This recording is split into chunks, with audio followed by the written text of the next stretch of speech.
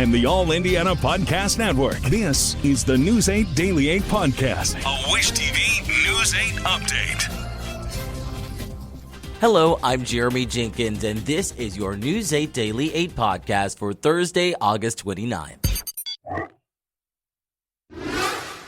We begin with the latest efforts from police to determine how a toddler got a hold of a gun and shot himself. As we previously reported on Wish TV, Anaya Velasquez and Atrion Rice face a preliminary charge of neglect of a dependent in connection to that shooting. Police say sometime Tuesday evening, the 3-year-old boy found a gun in their car while they were driving on South Belmont Avenue. And not far from the Wendy's on Harding, the boy shot himself. IMPD confirmed that this boy is the 4th child shot in the last 10 days in Indianapolis. What we've seen over the last couple of days is certainly alarming for not only our agency, but this city as a whole. It's certainly disturbing whenever we see not only acts of violence towards children, but where we've had accidental shootings regarding children. A woman who knows Rice told News 8 the 3-year-old is expected to recover after having surgery. So far, police have not said whether the 2 people under arrest are the parents of the boy. Days after that shooting, the mayor is calling on gun owners to take more responsibility for their weapons. The owner of Beech Grove Firearms has partnered with the Marion County Sheriff's Office in handing out free gun locks with no purchase necessary.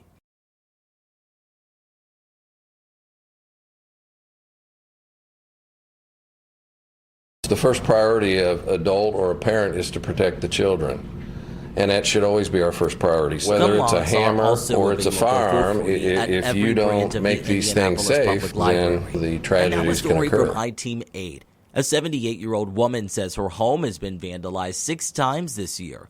Paulette Caldwell says she caught video of one vandal launching paint at her home at 5 in the morning last month. Caldwell says it started back in February when someone spray painted her mailbox.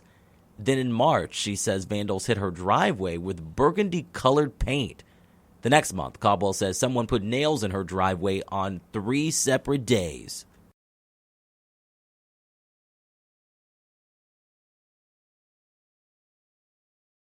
I guess they wanted someone to back out and get a flat tire.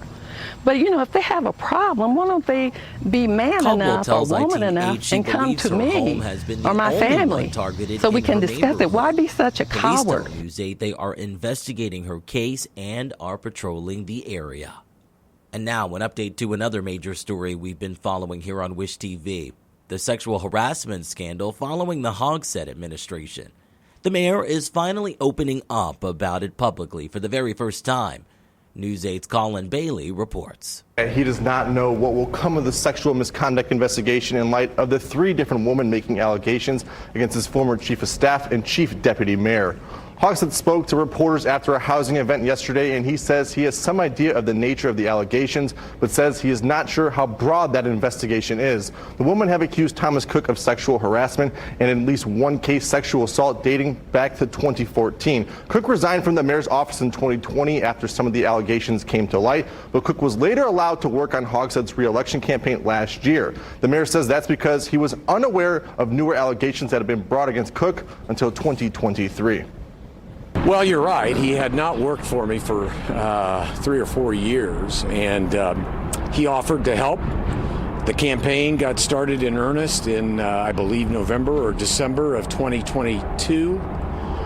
I was made aware of additional allegations about Mr. Cook in September of 2023, and based on the investigation that was conducted, he was given the opportunity to no longer work on the campaign, and the contracts that he had obtained in his private sector employment practice were canceled. I didn't know anything about 2020.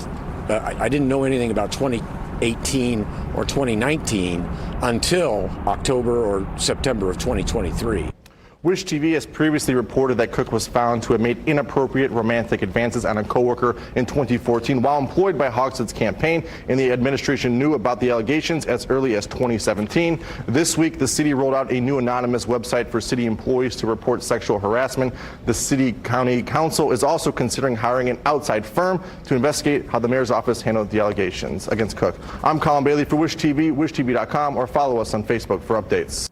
When it comes to the weather, Storm Track 8 says the hot temperatures remain, but we could be getting cooler temps as we move closer to the holiday weekend.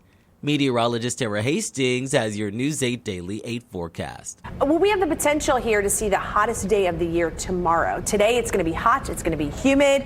Awfully uncomfortable. Let's show you what we have going on here. So far, we have hit 5 consecutive 90-degree days. Today would be the 6th. This is the longest stretch that we've had of 90-degree days since July back in 2020. A live look outside in Carmel right now. We have sunny skies. It's beautiful, but it's warm and incredibly humid. Right now, 74 degrees in Carmel. We're at 78 already in Indianapolis, 77 in Bloomington, 73 in Lafayette and Richmond, and upper 60s across parts of South Bend. Today, another day into the 90s. Now, we're going to look for lots of sunshine. We may see an isolated shower or thunderstorm later this evening and afternoon. I don't think a lot of people are going to get rain. I think most of us are going to stay dry.